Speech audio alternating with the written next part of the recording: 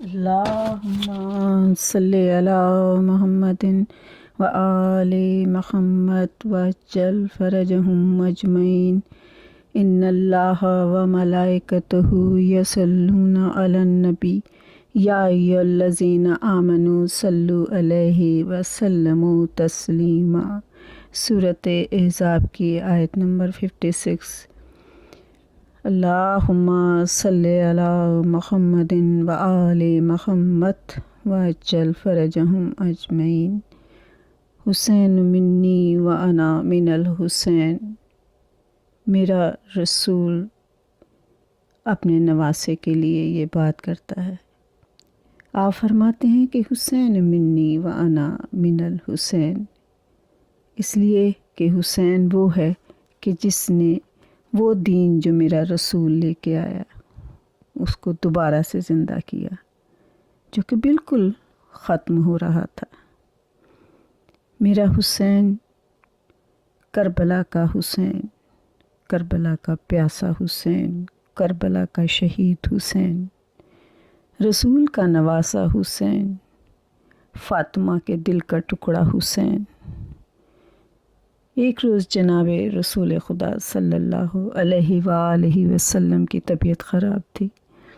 آپ نے جناب ام سلمہ سے کہا کہ ام سلمہ میری طبیعت خراب ہے، میں حجرے میں جا رہا ہوں، اگر کوئی بھی آئے تو اسے میرے پاس نہ بھیجنا، کیونکہ میں کچھ دیر آرام کرنا چاہتا ہوں۔ یہ واقعہ ترمذی شریف میں بھی موجود ہے۔ ام سلمہ باہر بیٹھ گئیں۔ تھوڑی دیر گزری تھی، جو کوئی بھی دروازے پہ دستک دیتا ام سلمہ منع کر دیتی کہ رسول اکرم نے آج ملاقات سے انکار کر دیا ہے۔ کچھ دیر گزری ہوگی کہ جناب امام حسین علیہ السلام تشریف لائے۔ اب جناب ام سلمہ نے جب دیکھا کہ امام حسین آئے ہیں اور انہوں نے پہلی بات یہ کی کہ اماں سلام، یہ بتائیں کہ نانا کہاں ہے؟ تو ام سلمہ کہتی ہیں کہ بیٹا آج نانا کی طبیعت ٹھیک نہیں ہے، آج وہ آپ سے ملاقات نہیں کریں گے، اس لیے کہ آج جو بھی کوئی صبح سے آ رہا ہے آپ اس سے ملاقات نہیں کر رہے۔ جب جناب ام سلمہ سے یہ بات سنی تو میرے مولا حسین نے کہا، کیا نانا مجھ سے بھی نہیں ملاقات کریں گے؟ کہا نہیں بیٹا حسین، دروازے کو دستک مت دینا، اندر مت جاؤ، تمہارے نانا کی طبیعت خراب ہے، وہ کسی سے بھی نہیں ملیں گے۔ ایک مرتبہ مولا حسین نے سر اٹھایا، نانی ام سلمہ کے چہرے کی طرف دیکھا اور بڑے درد سے کہا، نانی مجھ سے بھی نانا ملاقات نہیں کریں گے؟ کہا نہیں بیٹا، آج نانا کسی سے ملاقات نہیں کریں گے۔ بس مولا حسین نے یہ سنا اور خاموشی سے روتے ہوئے گھر چلے گئے۔ جب میرے رسول نے حسین کے رونے کی آواز سنی، آپ دروازہ کھول کے فوراً باہر آئے اور کہا، ام سلمہ کیا میرا حسین آیا تھا؟ کہا مولا حسین آیا تھا، لیکن آپ نے مجھے منع کر دیا تھا کہ آج آپ کسی سے ملاقات نہیں کریں گے، تو میں نے حسین کو واپس کر دیا اور حسین روتا ہوا گیا ہے۔ جناب ام سلمہ پریشان ہو گئیں جب میرے رسول نے کہا، ام سلمہ حسین سب جیسا نہیں، حسین منی و انا من الحسین، حسین کو تم نے کیوں واپس کر دیا؟ جناب ام سلمہ کہتی ہیں، میں ابھی چاہتی ہوں، میں ابھی حسین کو لے کے آتی ہوں۔ اور جب آپ گئیں تو جناب فاطمہ کی گود میں حسین نے سر رکھا ہوا ہے اور روتے جاتے ہیں اور کہتے جاتے ہیں، آج نانا نے ہم سے ملنے سے انکار کر دیا ہے، اب ہم نہیں جائیں گے نانا کے پاس۔ ام سلمہ آئیں आके प्यार से गोद में लेने लगी और कहा आपके नाना आपको बुला रहे हैं। मेरी गलती माफ़ कर दे मेरे बेटे, मैं तेरी नानी हूँ। मैं पहचानती नहीं थी कि वो जो और आए थे मिलने के लिए वो और हैं और तू और है। माफ़ करो, मेरे साथ चल, मैं तेरी नानी हूँ। आपने जनाब हुसैन को गोद में लिया और पैगंबर अकरम के पास लेकर आई। जनाब रसूल खुदा ने जैसे ही हुसैन को आते हुए देखा, उठ खड़े हुए, सीने से लगाया और कहा, हुसैन तुम क्यों वापस चले गए थे? और उम्मे सलमा से कहा कि मेरे हुसैन को मुझे दे दो और अब बाहर दरवाज़ा बंद कर दो और किसी को अंदर ना आने देना। जनाब उम्मे सलमा दरवाज़े के बाहर बैठी थीं और आपने एकदम आवाज़ सुनी कि जैसे रसूल खुदा के रोने की आवाज़ है। दरवाज़े के बाहर तक आपके रोने की गिरिए की आवाज़ आ रही थी। आपने कहा, या रसूल अल्लाह, क्या इजाज़त है कि मैं आपसे पूछूं कि आपके रोने का सबब क्या है? क्या आपकी तबीयत तो ज़्यादा ख़राब नहीं हो गई? कहा, नहीं उम्मे सलमा, अंदर आ जाओ। कहते हैं ना कि जब इंसान की तबीयत बहुत परेशान हो तो कोई इंसान ऐसा चाहता है, और इंसान भी वो चाहता है कि जो उसके दुख को, उसके दर्द को, उसकी तकलीफ़ को समझे। जानते थे कि उम्मे सलमा मेरे हुसैन से बहुत प्यार करती है, कभी रोने नहीं देती और इस वक्त भी बहुत परेशान है। कहा, अंदर आ जाओ। जनाब उम्मे सलमा अंदर आ गईं। कहा, अब ज़रा दरवाज़े को बंद कर दो। दरवाज़ा बंद किया। आप कहती हैं, आप देखती हैं कि जनाब रसूल खुदा के सीने पे इमाम हुसैन लेटे हुए हैं और पैगंबर अकरम के हाथ में कोई चीज़ है, मुट्ठी में आपके हाथ में कोई चीज़ है। जनाब उम्मे सलमा ने पूछा, या रसूल अल्लाह, आप क्यों इतना गिरिया कर रहे हैं? कुछ तो बताइए।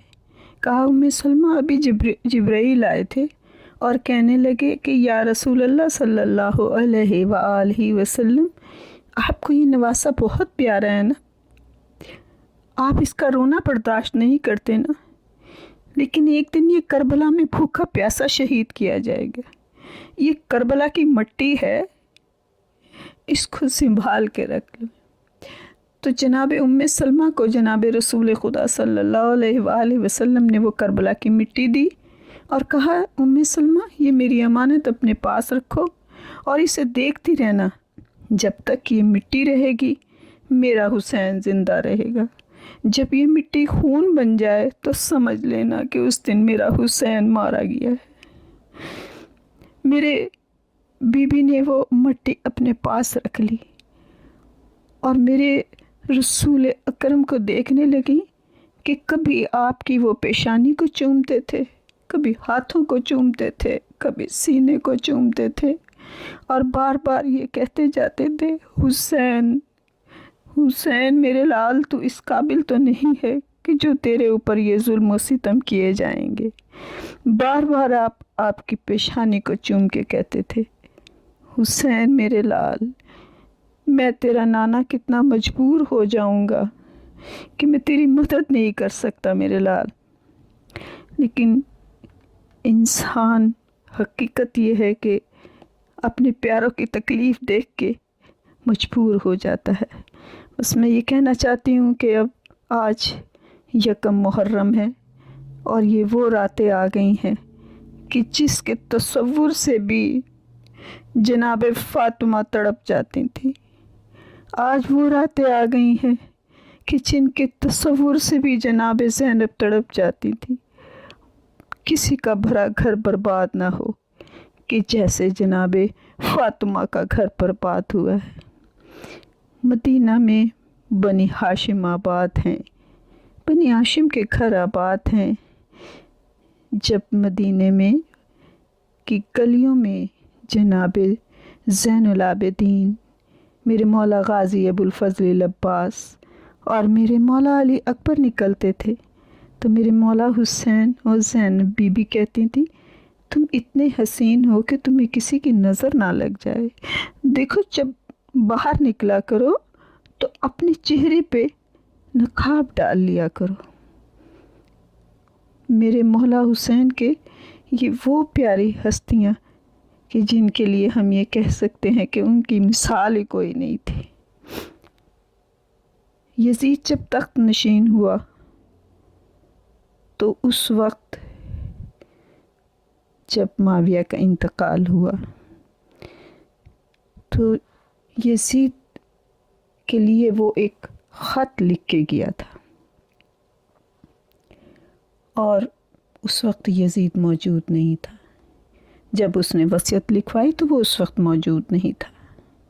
यजीद शिकार खेलने गया हुआ था और उसने वसीयत में ये लिखवाया कि देखो, तख्त संभालते ही 4 आदमियों से फौरी तौर पर बैत कर लेना।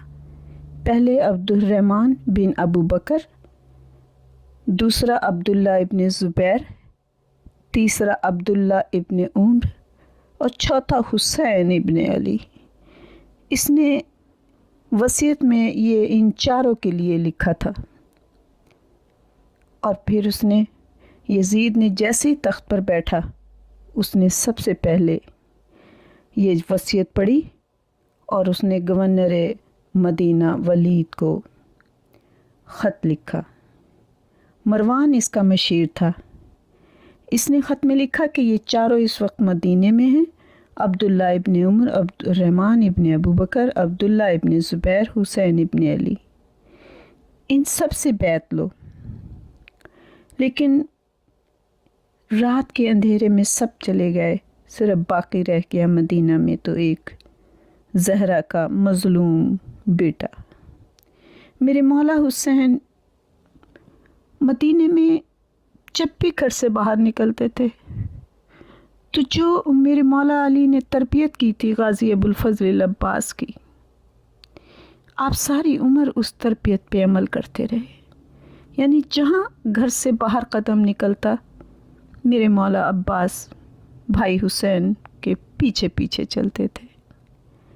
घर में जहाँ आप बैठते थे, मिलने वाले आते रहते थे सारा दिन, गाज़ी अब्बास दरवाजे से बाहर खड़े रहते थे, हर एक को मौला हुसैन के पास पहुँचाते थे। तो आज भी मेरे मौला हुसैन नाना की कब्र पे बैठे कुरान पढ़ रहे थे और मेरे मौला गाज़ी अबुल फ़ज़ल अब्बास बाहर खड़े इंतज़ार कर रहे थे। सामने मज़ार मोहम्मद है। सिपाही ने कहा कि मुझे हुसैन से मिलना है। गाज़ी अब्बास ने कहा कि आप कुरान पढ़ रहे हैं, थोड़ी देर इंतज़ार करो।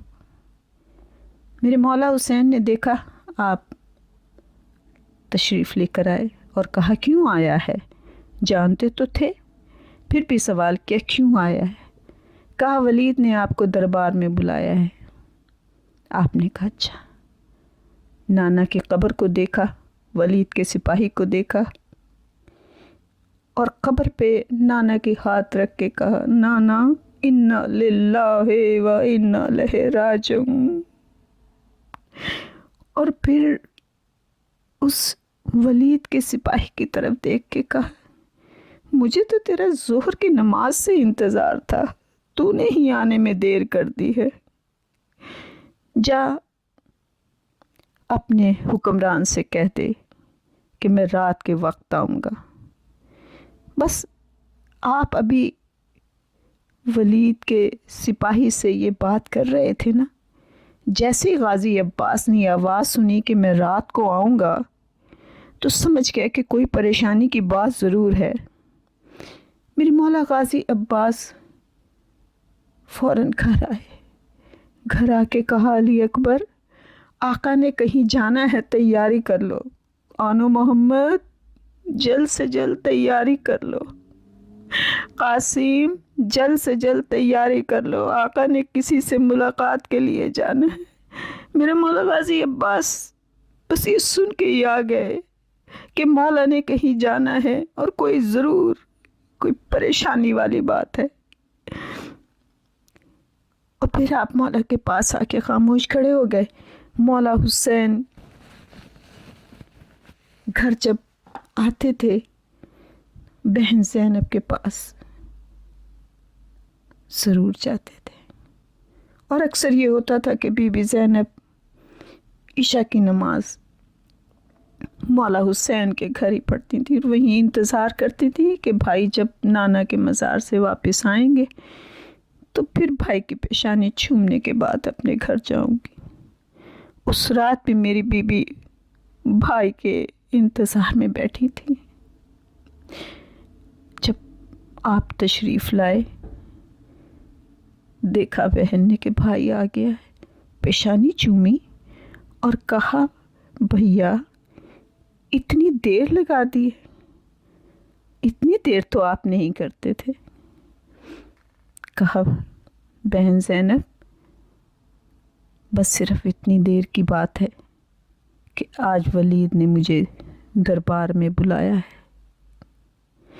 جب دربار کا نام سنا تو بی بی زینب تڑپ گئیں اور ایک دم کہتی ہیں بھیا دربار، ولید کے دربار میں تجھے بلایا ہے؟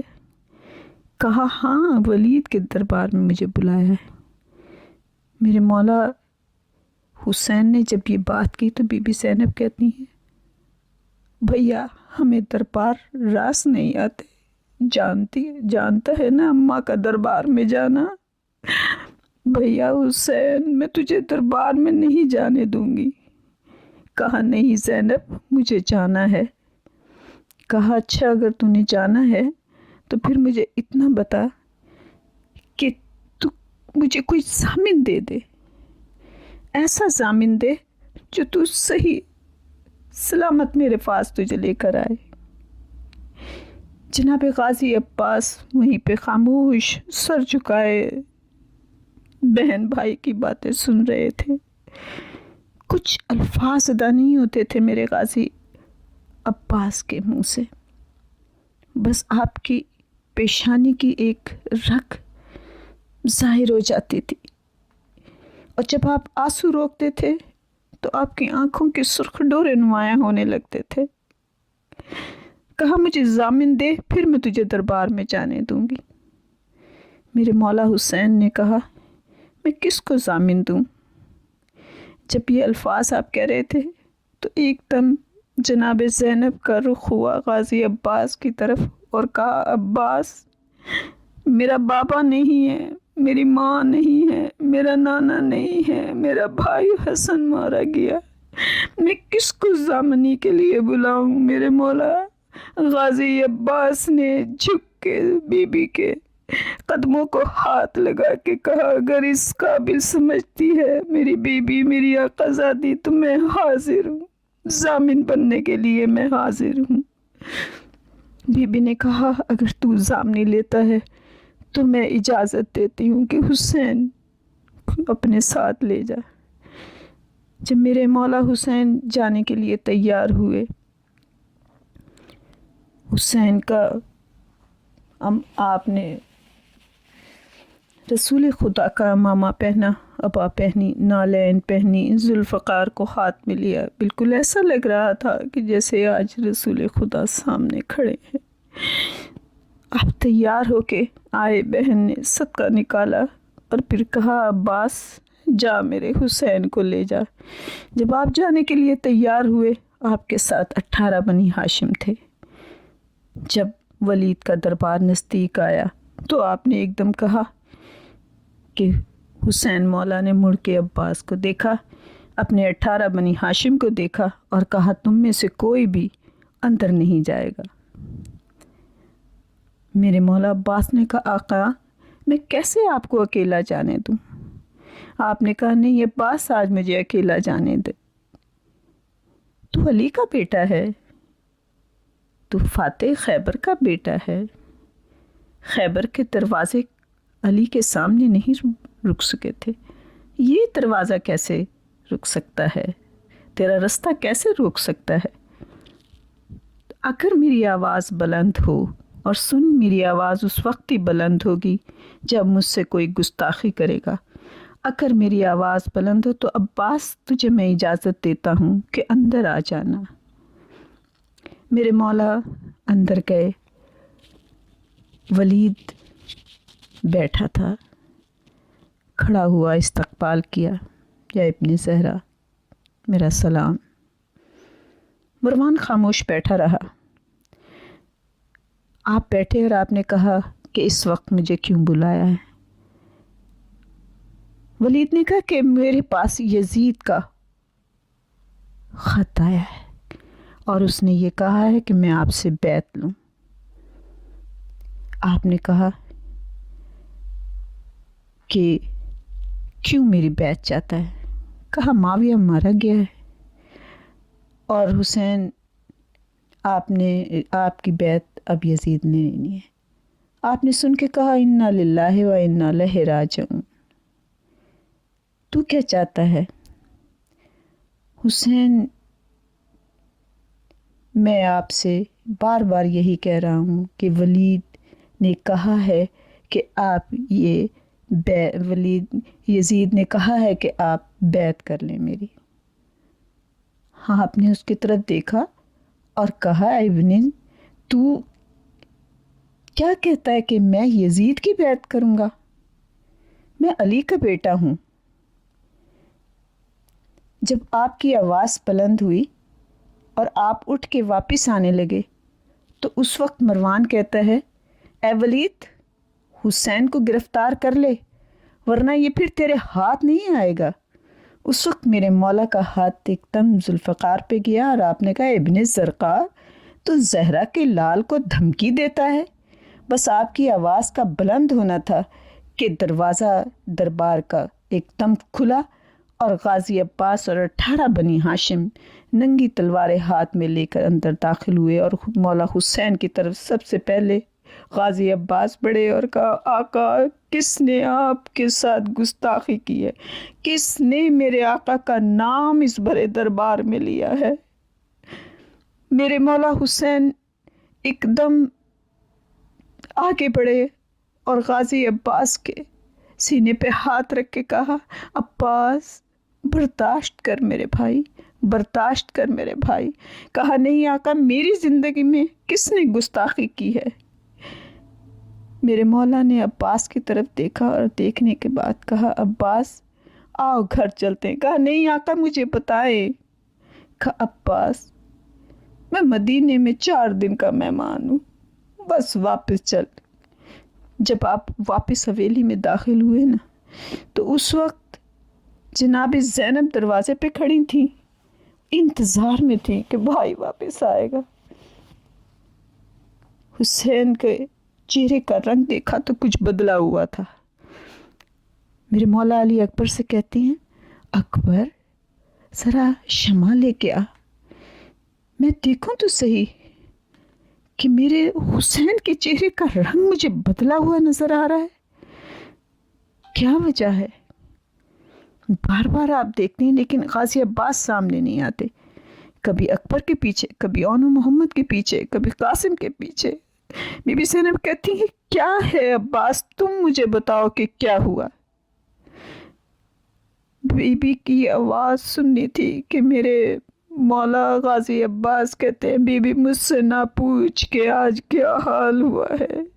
آج کسی گستاخ نے گستاخی کی لیکن میرے مولا نے مجھے بدلہ لینے نہیں دیا۔ میری عمر ابھی کم تھی جب میرے بھائی حسن کا جنازہ واپس آیا تھا، میں تلوار لینے کے لیے آیا تو تب بھی حسین مولا نے مجھے دوڑ کے روک دیا تھا۔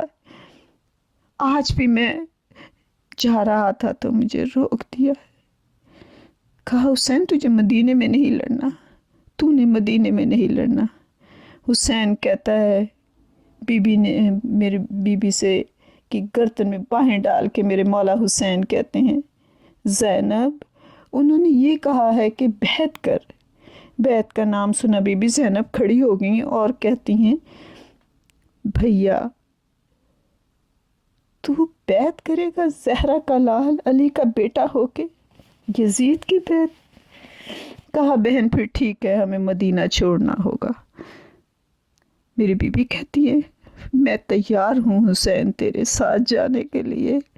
میرے مولا حسین نے غازی عباس کو دیکھا اور کہا عباس اب سفر تیار ہے اور فہرستیں بنانی شروع کر دو، کربلا کی تیاری شروع کر دو۔ اللہم صلی علی محمد و آل محمد وعجل فرجہم اجمعین۔ بار الہ اس ذکر کے صدقے سے ہمارے گناہ کبیرہ و صغیرہ کو معاف کر دے۔